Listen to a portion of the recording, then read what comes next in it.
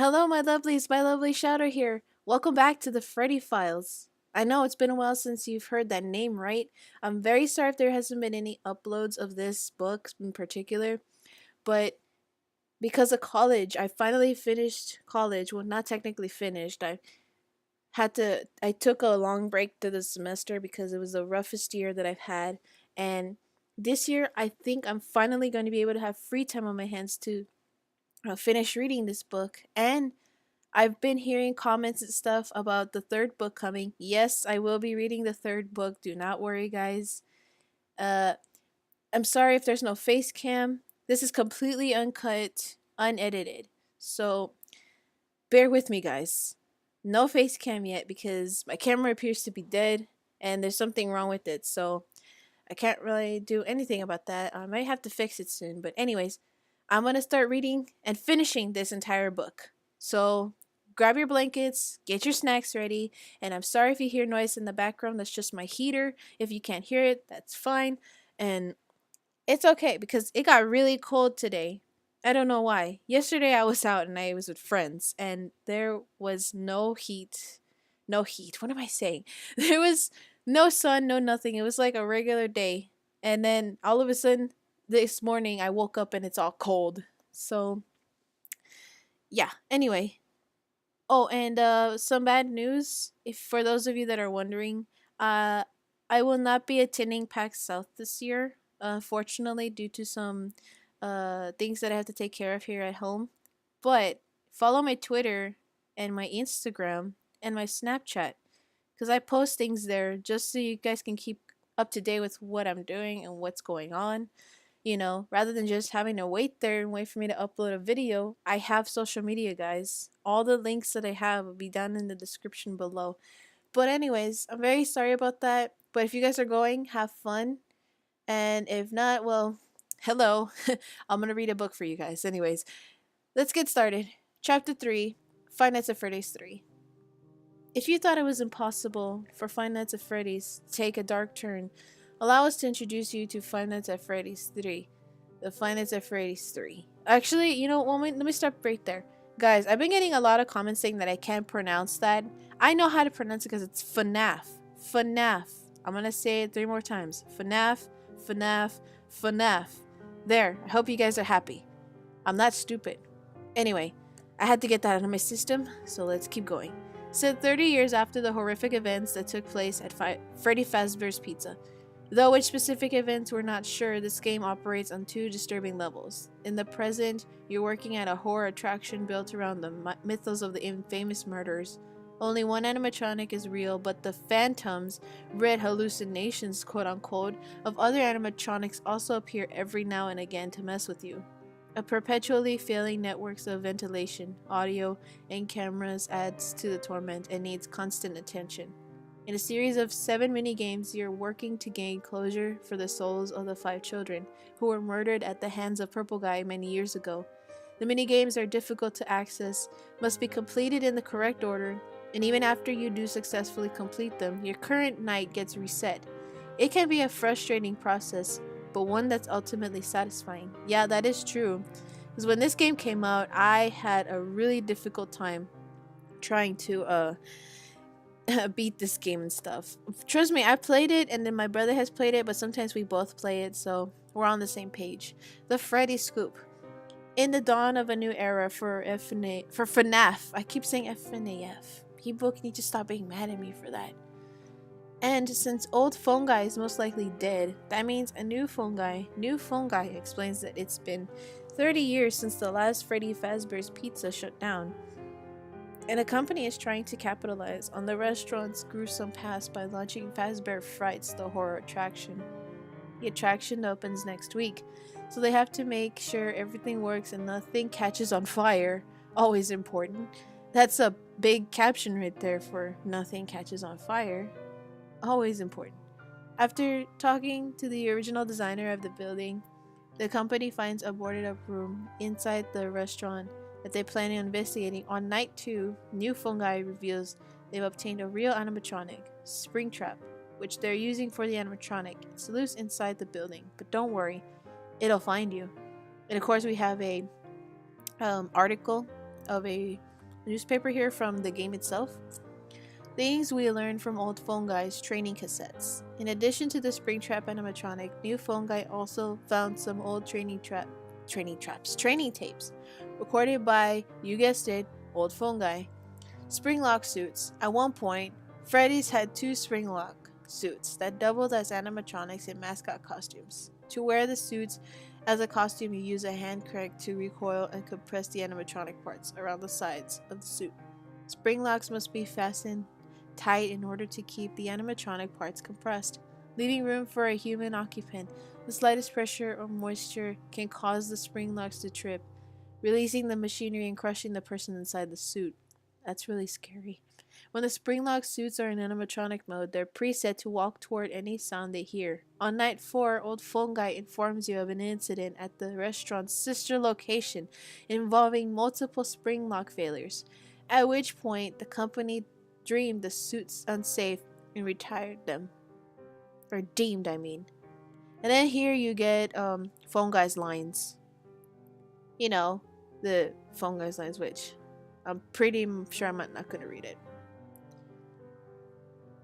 Also gleaned from old phone guy's audio is the existence of safe rooms, that's quote unquote, within each restaurant.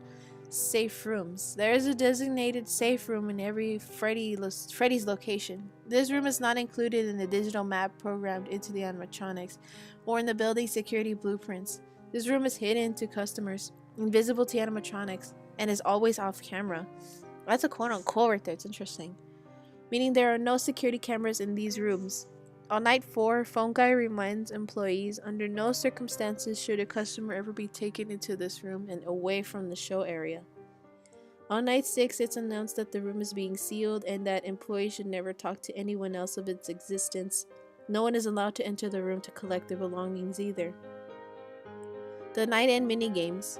At the end of each night, a minigame begins with you in control of an animatronic, Freddy, Bunny, Chica, Foxy. The goal is to follow Shadow Freddy through the restaurant toward the safe room. After you try to enter the safe room, expect to be dismembered by Purple Guy, ending the minigame in the night. Although you will always need to die, which that's a quote-unquote, because apparently you have to die, to continue to the next night, you are still able to wander a short distance, having to the left is the parts/service room. Along the parts, these appears to be a human skull. If you continue down past the Pirates Cove area in the hallway, you'll find hints for unlocking the minigames required to access the good ending. Also, I just noticed the map here. There is now a full exclusive map of those minigames here that you see on the left, right here of the left page, and right here is the entire map itself, which that's really cool. It even tells you follow me, follow me, follow me, and an error here. You can't go up there because look, that's where Springtrap comes, I think. If we can see pages 68 to 73, I think we'll look at that later. Night's End minigame. On night 5, you control a crying child during the post-night minigame. Go toward the safe rooms as before, and you'll see dismembered animatronics, I can't read, along the way. You're now able to enter the safe room, where the animatronics could not go before. Once inside, you'll notice for crying children, blocking Purple Guy from leaving the room. Eventually,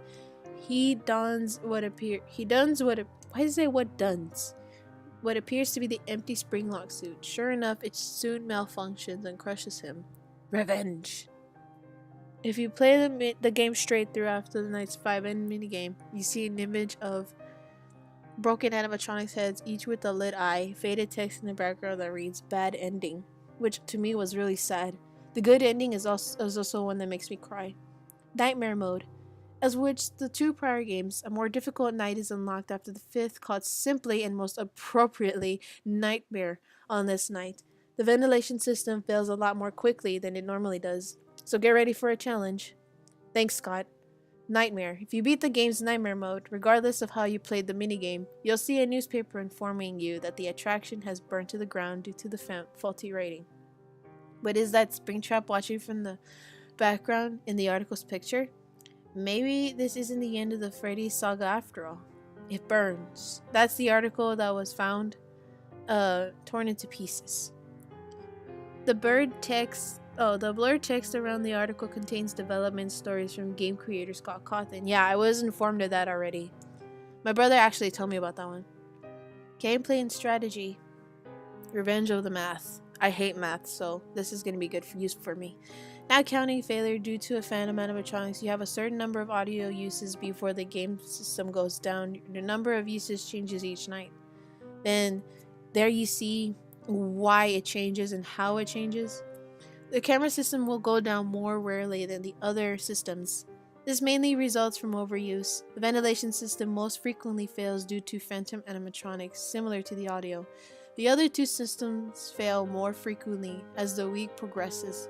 Note that it takes about 5 seconds each to restart the camera's audio or ventilation. It takes about 9 seconds to reboot them all at once. If 2 or more systems go down, we recommend rebooting everything. That's usually what I do. And look, you got a superhero and fighting little spring trap, so it looks like Injustice 2. Animatronic inventory, spring trap, or aka Spring Bonnie. And these are just like some facts about Springtrap. You can read that if you want to pause it. Trapping Springtrap. It's best to bounce Springtrap between cameras 9 and 10. If he gets closer, use the audio to get Springtrap into the camera 5 room, then close off the vent. You can trap him in there for a while using the audio and keeping the vents closed. That's useful information. So you see here there's a board of the phantoms, of each phantom and where they appear, and how you can get them. So if you want to pause this, you can go ahead and do it. I'll give you at least like, I'll leave this here for a few minutes if you want to. But honestly, this is really cool because it gives me more information about the animatronics. And yes, before I go any further, I know the story and I know the Five Nights at Freddy's has ended, but hey, I gotta finish this book for you guys, am I right? So that way nobody can complain about what's gonna happen and you guys can be happy. But yeah, there we go. And we have a map here of all the cameras and vents. There's sticky notes here so you can see where it's pretty much like you taking notes of each vent and stuff. They have the arcades, the cupcake in the minigame, the tiles on the walls, open stage 1. Remember, Springtrap can appear anywhere on the map and has no set path. That is true. The path to the good ending. In order to view the game's good ending, players must complete a number of minigames in a specific order. Hints to these minigames appeared throughout the night in minigame. On the walls of a room, 1 left and 3 down from the show stage. And here you have useful information for every retro game to do to get the good ending. I think this is in between one of the pages that I was trying to figure out, like, how am I gonna excuse me, what's wrong with my voice? I'm sorry guys, hold on.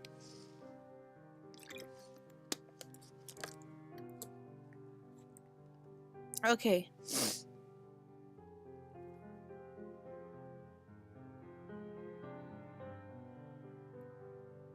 So basically this is every information you need for the minigames for FNAF 3.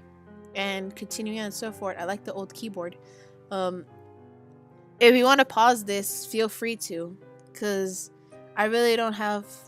I really don't want to go through each section and stuff. But I'm pretty sure you guys know what it is. You just guys want to see this, okay? So...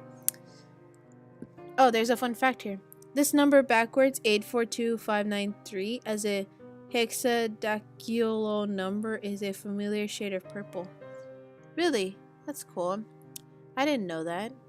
Oh, and look, it gives you a map on what to do. Yeah, because I saw Markiplier play this, and it's crazy. Alright, it makes me sad.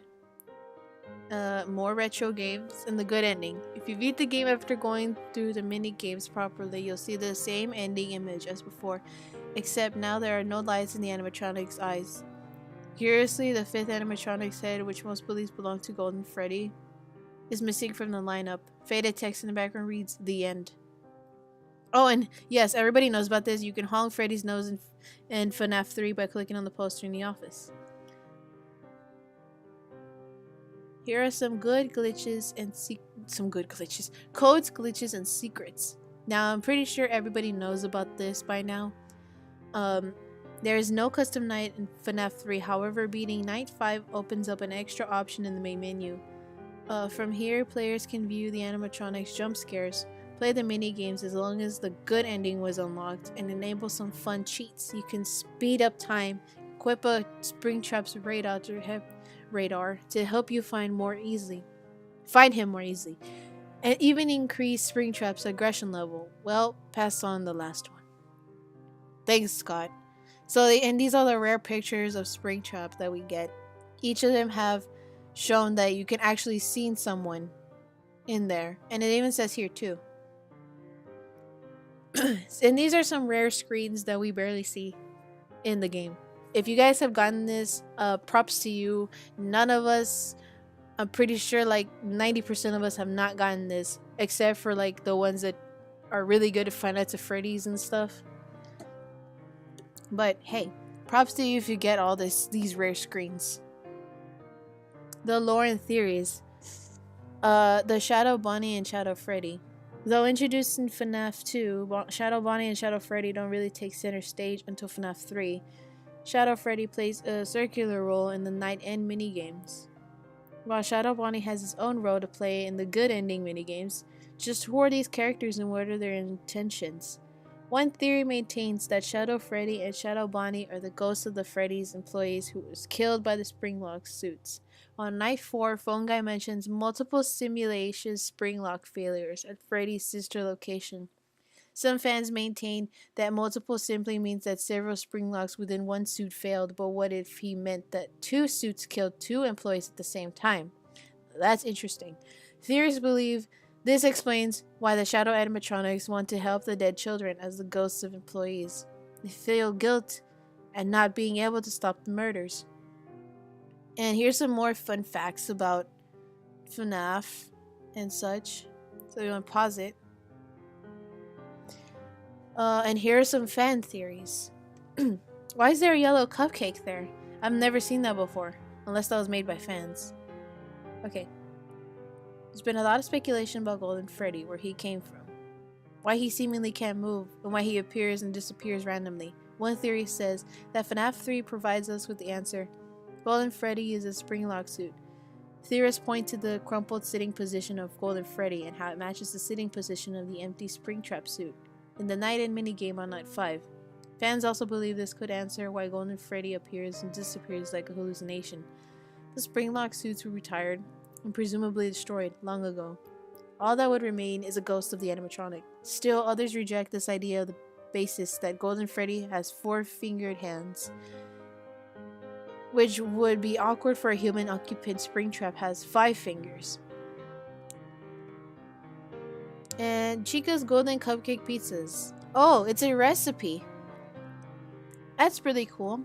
There's another recipe in here, but it's for Chica's Cupcakes. So I was wondering like, why is there a yellow cupcake? I thought that was in the game and we didn't even know. That's really cool. I might as well try that now.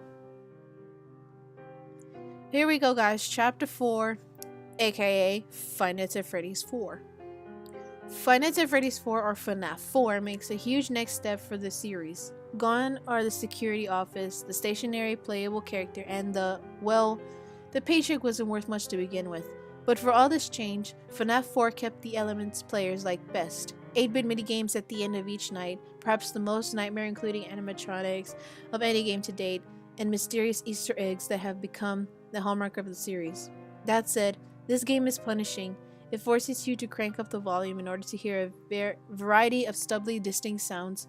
Failing to respond correctly to those sounds results in an eardrum-shattering jump scare that will likely send you, and possibly your keyboard, flying. Beyond the gameplay, there's a lot to be cleaned here in terms of lore, and FNAF 4 kicked off some of the most intense fan theories debates in the series' history. The Bite of 87 versus the Bite of 83, and as well as the million simulation cries of what's in the box. Let's dig into some of these questions and more. Yeah, let's dig in. Thanks, Scott, for making me fly my keyboard out the window. FNAF 4 begins with a screen that announces 5 days until the party, followed by an 8-bit image of a little yellow Freddy wearing a purple hat. His name is Fredbear, and it reveals that you've been locked in your room. The screen dissolves and you'll see yourself as a crying but alive child in a bedroom with plush toys. The aforementioned Fredbear is a stuffed animal on your bed whose creepy eyes follow you every movement. Use the keyboards, the usual WASD. Make your way toward the locked bedroom. You won't be able to open it, but that's okay. The screen dissolves. Tomorrow is another day. After the minigame, you'll find yourself launched into the primary gameplay. You're playing as a child, trying to ward off Nightmare's version of the animatronics who are attacking you in your bedroom. Like the other games, you need to survive from the midnight until 6 a.m. by checking your closet, the hallways outside your room, and your bed where the nightmare animatronics lurk. Before each night begins, excuse me, you also have the chance to skip 2 hours by playing a minigame with the plush version of Springtrap. Your alarm clock will flash a random series of numbers at the end of each night before hitting 6 a.m. So you got pictures and you got the pictures. Tomorrow's another day, or 3 more days until the party.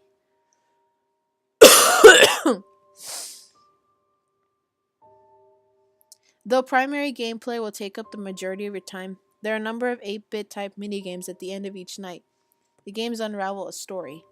And of course, you got more information about the retro arcade games. Note the dismembered mangled toy on the floor. Yeah, we all knew that. So if you guys can't see that, that was a mangled right here. And that's his brother, which is being a dick. More being brother being a dick.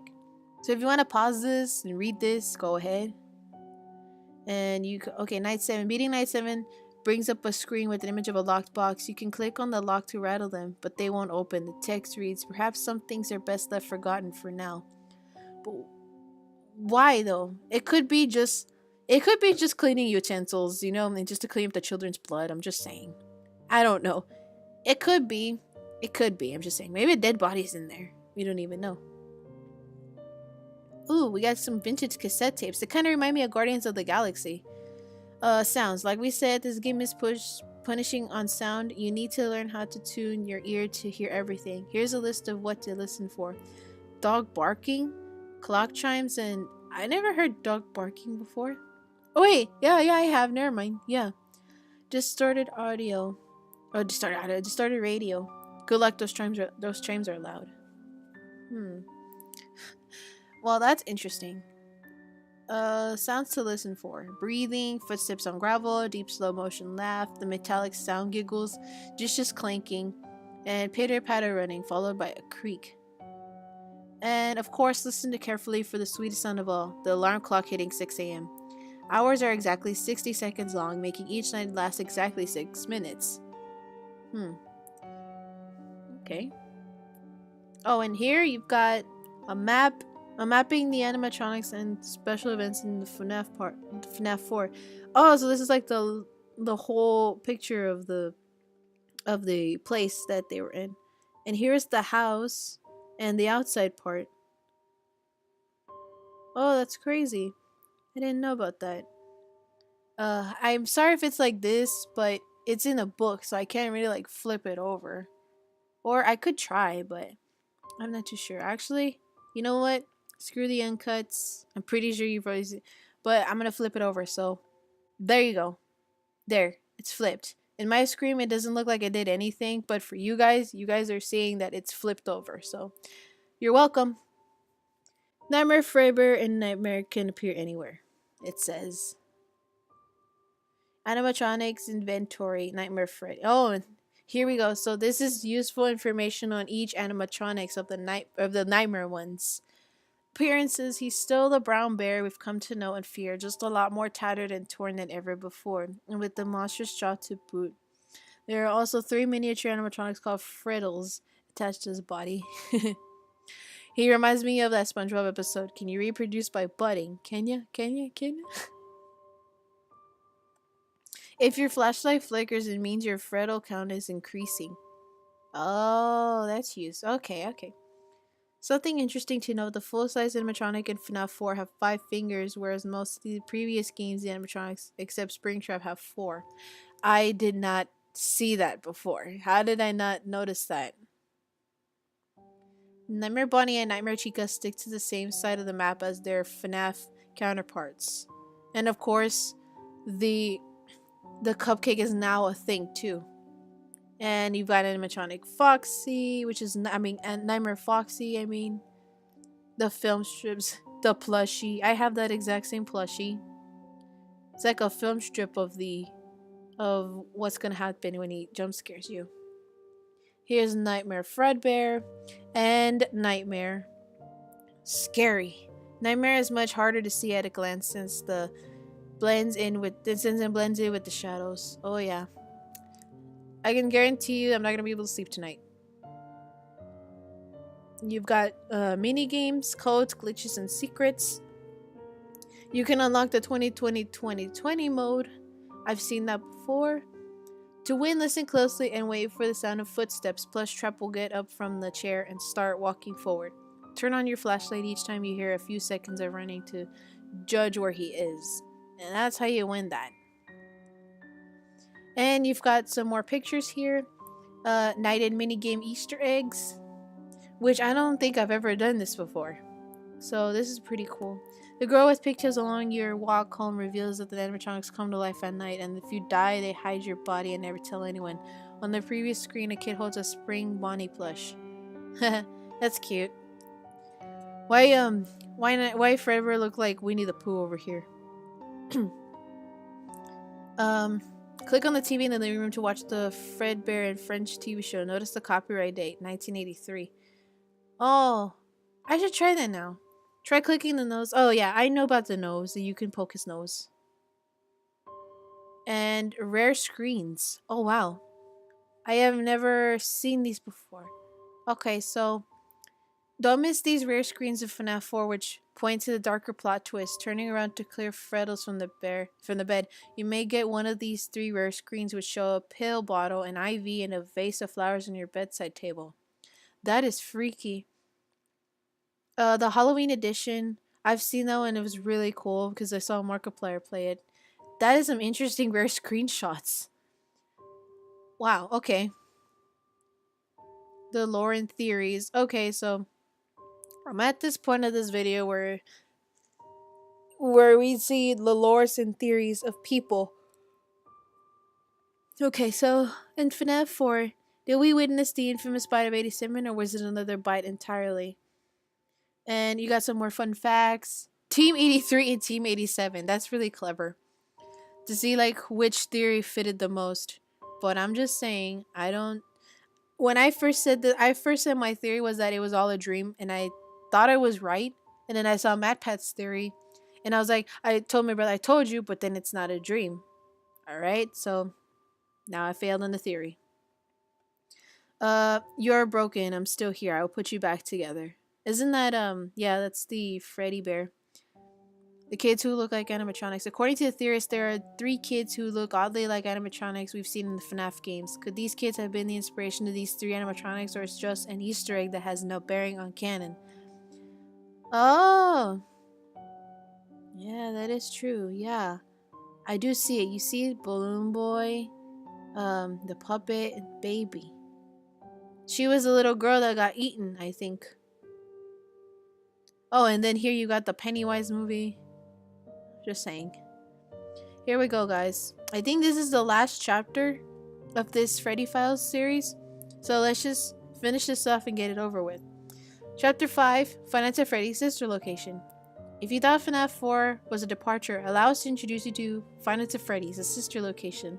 The game that took the series in a completely different direction.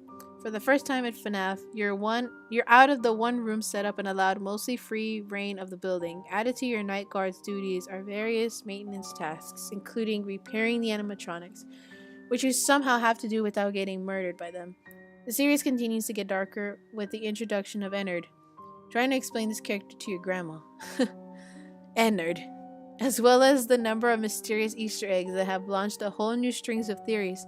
This game also features a full cast of voice characters in the animatronics who are, not surprisingly, pretty talkative. With the added dialogue comes some quickly humor. A refreshing light in this deep and winding saga, but perhaps the biggest change for the series is the absence of, well, Freddy's. Sister location is set at Circus Babies Pizza World, an apparent warehouse of animatronics. The animatronics live here, but they're rented out for parties. There's a lot to unpack, so let's get started. Yes, indeed. Let's get started. Exotic butters. Obviously, it's in there. As you boot up the game, you'll overhear a conversation between an unnamed man and Mr. Afton. Afton apparently designed the animatronics you'll meet in this game. The unnamed man notes some questionable design choices in their robots, but you never hear the end of the conversation. Similar flashback audio will play at the start of the following nights, but this time you'll hear a little girl, Mr. Afton's daughter, talking. She begs her father to play with Circus Baby, at one point asking, "Didn't you make her just for me?" At the end of night 5, you'll hear an anonymous line implying the girl may have been killed by the animatronic. "Don't tell Daddy that I'm here. I wanted to watch your show too. I don't know why he won't let me come see you. You're wonderful. Where did the other children go?" And then, welcome to Circus Babies Pizza World. As the game begins, you start in an elevator which descends for quite a while. Here you meet the Handyman's Robotics and Unit Repair System Model 5, aka Hand Unit. Think of Hand Unit as your own personal phone guy. Your first task is to enter your name in the system, but no matter what you enter, it autocorrects to Eggs Benedict. Besides, I want to tell you guys, Eggs Benedict, I've actually had Eggs Benedict before, and it's an actual dish and recipe. Eggs Benedict is really, really good. It's like boiled eggs, but it's just, I can't explain it. It just tastes really good. Oh, okay. When you get to the bottom, head toward the caution tape to crawl through the vent. Okay, I'm sorry, but Eggs Benedict sounds really good right now. I'm really hungry. But yeah, look, guys, look up Eggs Benedict recipes or dishes. It's a real thing.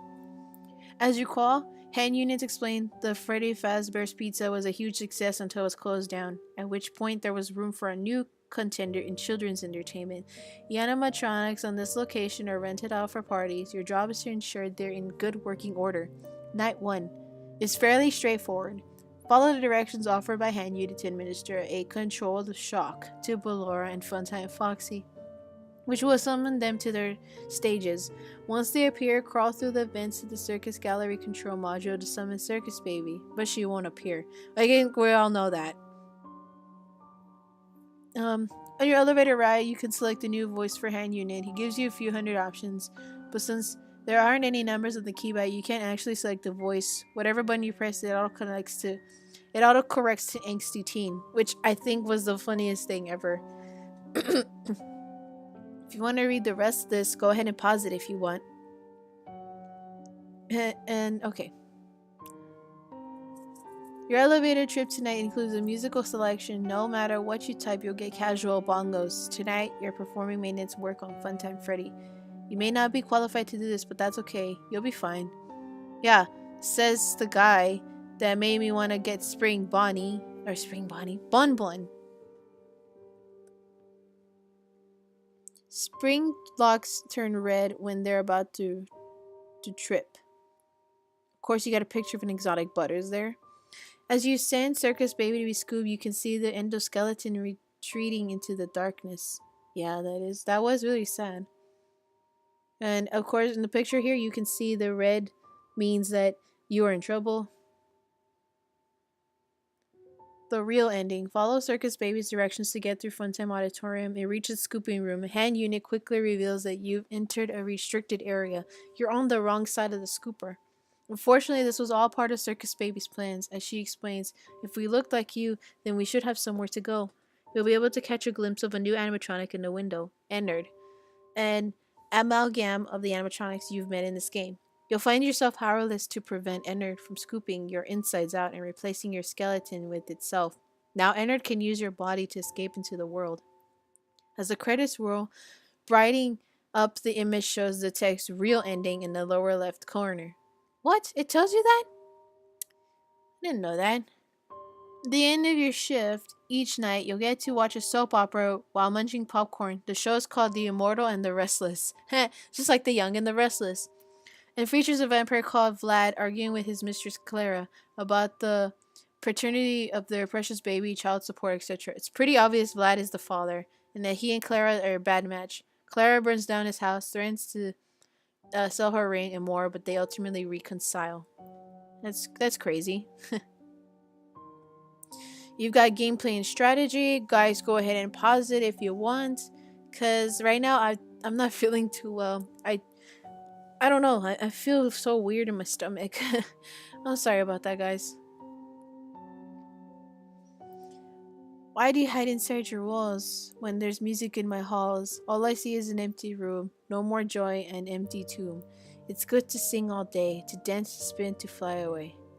Isn't that what Ballora sings when you hear her?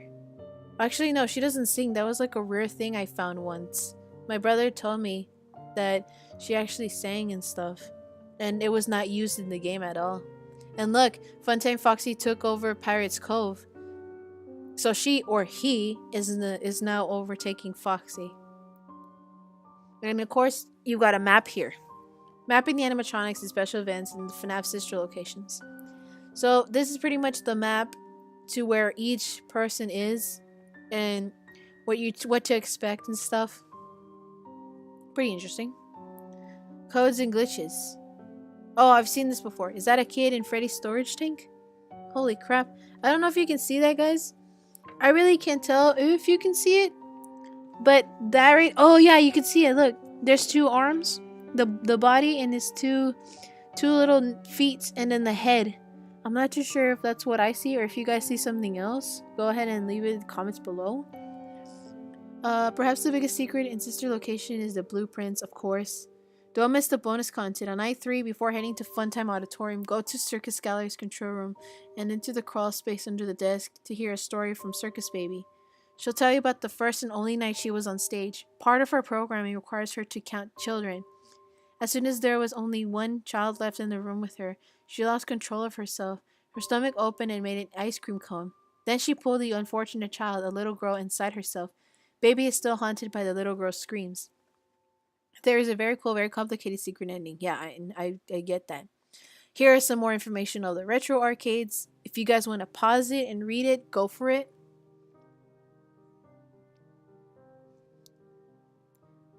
And you've got the custom nights and more information right here. Go ahead and pause it, guys. Check out the creepy puppets in the Circus Gallery control room. Yeah, I know. I know about that one. And the final cutscenes, which I'm pretty sure everybody was mind blown that it was Springtrap, and that purple guy's actually William Afton. And of course you get the quote here. Father, it's me, Michael. I did it. I found it. It was right where you said it would be. They were all there. They didn't recognize me at first, but then they thought it was you, and I found her. I put her back together, just like you asked me to. She's free now, but something is wrong with me. I should be dead, but I'm not. I've been living in shadows. There's only one thing left for me to do now. I'm going to come find you. I'm going to come find you. He's basically like, I will find you, and I will kill you. Anyways, the lores and theories. Here we go. The younger son, the bite victim. William Afton seems to have been watching the bite victim in FNAF 4 since the lighter areas of the breaker room map match up to the areas we explore playing during FNAF 4 plus the language at the close of the game that comes from Plush Fredbear, who is shown holding a walkie-talkie in the private room says, I will put you back together. Sounds familiar? It's the same thing Michael Afton says during the last custom night cutscene in Sister Location. I put her back together just like you asked me to. The daughter, Circus Baby. At the end of each night in Sister Location, we overhear a girl pleading with her father to let her play with Circus Baby. On the final night, we hear that she is left alone with Circus Baby. And she... Where is it? Oh, on the final night, we hear that she... Okay. And we know from Baby's dialogue on night 3 that this only happened once. That time, she snatched and killed the little girl. Michael Afton later tells his father that he found her and put her back together. Could this be William Afton's daughter? Michael's sister? Theorists point to the Circus Baby minigame for further proof prior to snatching the little girl in the game. Circus Baby's eyes are blue. In the present, her eye color matches that of the little girl. From the minigame, green. The older son, Michael Afton, aka you. This is perhaps the only part of the theory that seems confirmed by the game. In the final cutscene, you call William Afton father and state your name, Michael. Remember how we saw Mike taped to the keypad in the elevator? Strangely, in the 8-bit ended cutscene, when you come back to life, it's Circus Baby's voice, which theorists insist it's your sister's voice. That seems to bring you back. Fan theories, Michael Apton is not purple guy. Sort of. Sorry that I skipped this through, but look, guys, I told you. There's an actual, like, Eggs Benedict recipe. Oh my god, I can actually... Yeah, okay, so, guys, yes, Eggs Benedict is actually really, really good. Also, you need some hash browns, because eating this with hash browns is really good. I'm not kidding. This is an actual thing. I might just make this now. I am going to seriously make this. I might make it into a video. I'm not kidding. Because the Eggs Benedict that I had the other day, it was, oh my god, it was so good. And I wanted to make some. Now I'm hungry again. Anyway, theorists believe that there may actually be two purple guys, posting that the purple guy who committed the murders in FNAF and appears in FNAF 2 and 4 is William Afton. He designed the animatronics to lure in children, so he seems to be the most likely suspect. According to the theory, William's son Michael is the other purple guy we see in FNAF 3. And sister location, Michael, unfortunately, is simply a victim of mistaken identity. In the final sister location cutscene, Michael reveals that the animatronics didn't recognize me at first, but then they thought I was you. If the animatronics mistook Michael for William Afton, then a whole lot of pieces fall into place. Consider, Michael seemed to be on a mission to free children's souls from the animatronics. It would make sense that he would return to Fazbear's Fright to disinter the children's bodies from the animatronics. The trick is, when he disinters them, the children's souls are free to punish their murder. And Michael looks just like the murderer, his own father. Michael is thus the purple guy inside Springtrap, and why Springtrap appears as the end of sister location. Pretty interesting theory. Kids ask parents to help you. That's pretty cool. And chapter 6, the novel series. This is the interesting part, guys, because I think we're almost at the end of this book. Following the overwhelming success of the video game series, FNAF creator Scott Cawthon worked to explain the lore and tell a bigger story through the eyes of a teenager affected by the events that took place at Freddy Fazbear's Pizza. The Silver Eyes and the Twisted Ones, both written by Scott Cawthon and Kira Breed Rissling, are a novel set in the FNAF universe. The story follows Charlie, the daughter of Henry, founder of Fredbear's Family Diner, and the engineer behind the original animatronics. Remember, guys, I read this book. Good times, wasn't it? Debates have been regarding among the fans about how the book tie into the games, but for now their connection remains shrouded in mystery. While the novel shares many of these same elements as the games, they have some clear differences. The setting of the pizzeria feels the same, but the new story involves a cast of characters that interact directly into the animatronics, and animatronics that interact with one another. The Silver Eyes. 10 years after the horrific murders at Freddy Fazbear's Pizza, the people of Hurricane, Utah, have mostly moved on, but Charlie and her childhood friends, who were directly affected by those events, can never forget. The old gang is thrown together again for a memorial service, making the anniversary of the children who were murdered, including their friend, Michael Brooks. To face their tragic past, the group decides to visit the old pizza place one last time. When they arrive at the long-abandoned location, however, they're surprised to discover that the restaurant and its animatronics are very much intact. Little has changed from Freddy and his friends, and many of its nightmares have remained. It's weird, right? Something happens, and it's the worst thing you can ever imagine. And it's just burned into you at the time, like it's going to go on forever. And the years go by, and it's just another thing that happened. Not like it's not important or terrible, but it's in the past, just as much as everything else. Oh, interesting. Don't trust your eyes. That's the first thing I said when I first read this book. It was good times, right? Tornado rips through Hurricane, Utah. Yeah, I remembered, so I read the book, guys. The second book in the series takes place 1 year later and opens on Charlie, who is now in her freshman year of college in the neighboring town of New Harmony. Studying robotics and her father before her, Charlie has found herself connected to her past more than ever. After a tornado tears through the hurricane, a body is discovered and it bears injuries that resemble those from a springlock suit. Police Chief Clay Burke reaches out to Charlie for help in solving the murders, but on their hunt for the killer, they unearth more sinister monsters long forgotten, and these monsters won't stop until they have what they want. Charlie. The storm, he said. Charlie nodded. The storm had hit Hurricane before Charlie came to St. George, and people talked about it in capital letters. The storm. It wasn't the worst the area had ever seen, but it was close.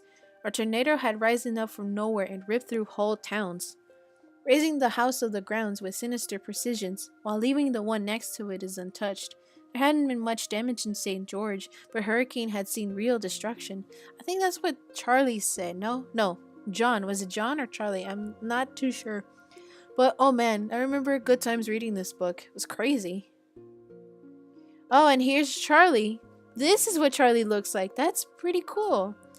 Oh my gosh, now I see why people told me that I kind of have like Charlie's character. Holy crap, that's amazing. Charlie grew up in Hurricane but left 10 years earlier to live with her Aunt Jen, who taught her to be fiercely independent and self-sufficient.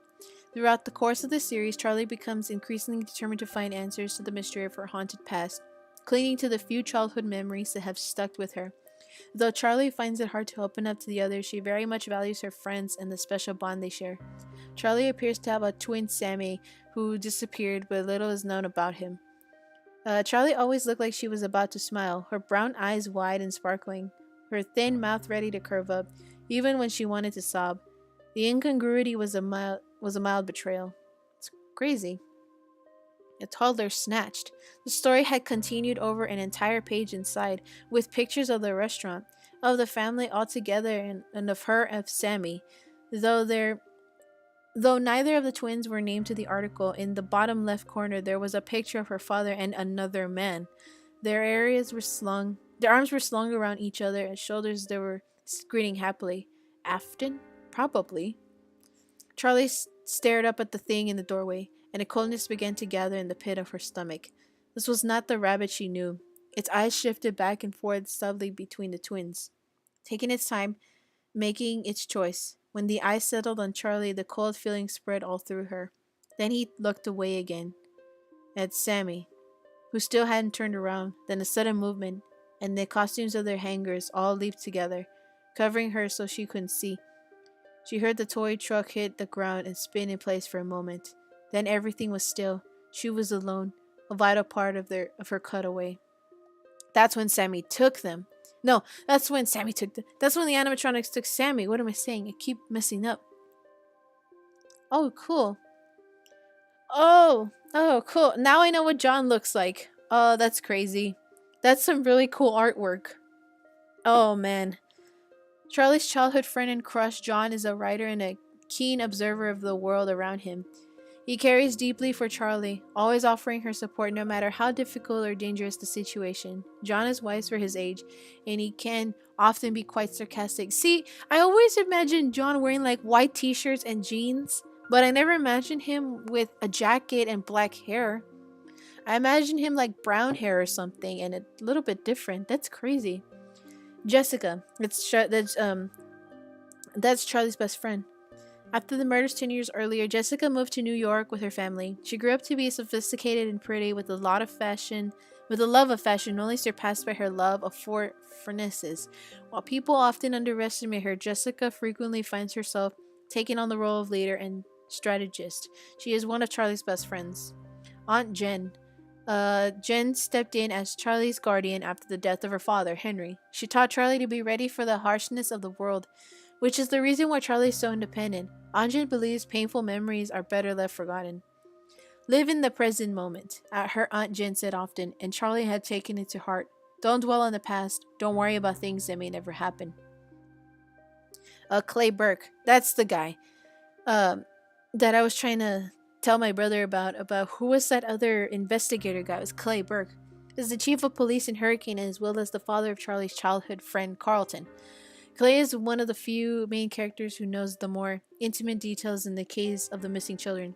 At first, he doesn't buy into the supernatural rumors surrounding Freddy Fazbear's Pizza, but by the time the Twisted Ones takes place, he's one of the Charlie's fiercest allies and valued for his astute observations and sleuthing skills. You know, I wasn't the chief back then. I was still a detective, and I was working on those disappearances. To this day, it was the worst thing I've ever had to see. It's not something to joke about. Yeah, because he did mention like the story and stuff. So, William Afton. Oh my gosh! Wait, those are her toys. Holy crap! Oh, I didn't expect. Okay, well I saw Theodore, but like I didn't expect her toys to look like that. I was imagining the toys looking something different. Oh my gosh, that's so cool. Okay, I'm gonna let you guys pause this so I can take a moment to reflect on these amazing artwork. Okay, before him stood someone who had spent so much of his life frying like a cornered rat, that he had taken the mantle of the bitter sadism of the integral part of himself. He would strike out against others and revel in their pain, feeling righteously that the world owed him his cruel pleasures. It's crazy. We were the secret life. His real life was his work. It was what mattered. We were his guilty pleasure. The thing he got to love and sneak away to have time with. Something he kept hidden away from the dangers of what he did in this real world. And when he was with us, there was always a part of him that was back in reality, whatever that was for him. More in-character information about the rest of the characters and the missing children. If you guys want to pause this, go ahead. The twisted animatronics. I've already seen these. And this, what is this? Unanswered questions. What happened? Oh, this is interesting. The things we want to know after reading the novels. What happened to Charlie's mom? We know from the Silver Eyes that Henry died when Charlie was young and that she went to live with her Aunt Jen, but the fate of Charlie's mom is never mentioned. That is true. So, I guess we'll have to look further. Why did the killer take Sammy but leave Charlie behind? This is one of the driving questions of the Twisted Ones and something that increasingly gnaws away at Charlie. Is Charlie's childhood home connected to another location, similar to FNAF 4's house and sister location? The tornado ripped apart Charlie's house, revealing several secret areas and crannies she never knew were there. Could the door Charlie draws over and over lead her to another Freddy's location or a secret workshop or something else entirely? Are these the things that Charlie worked on in the novel? If that is so cool, because I know in the book when I read the Twisted Ones for you guys, she was working on some animatronic heads and stuff. And I think these are like the parts. It's crazy. I don't know. If I could be wrong, but just tell me. Days without incident. Days gruesome warning about the spring lock suits. And if you accidentally trigger those spring locks, two things will happen. First, all the locks will snap right into you, making deep cuts all over your body. And a split second later, all the animatronic parts they've been holding back, all that sharp steel and hard plastic, will instantly be driven into your body. You will die, but it will be slow. You'll feel your organs punctured, the suit will grow wet with your blood, and you will know you're dying for long, long minutes. You'll try to scream, but you will be unable to. Your vocal cords will be severed, and your lungs will fill with your own blood until you drown in it. Oh, that's scary. These same injuries are found on the murder victims in the Twisted Ones. And that's it, guys. That's the end of the Freddy Files. What's next for FNAF? There is at least one more novel in the series forthcoming. Yep, you know it. I'm going to read it. And there are sure to be more games. The only thing we can say for certain is that whatever next for Five Nights at Freddy's is certain to fill your nightmares. Sweet dreams. And of course, the picture right here. I already know the story, guys, but I can't tell you because then I'm gonna get in trouble. What do you guys mean by that? I just can't tell you. Sweet dreams.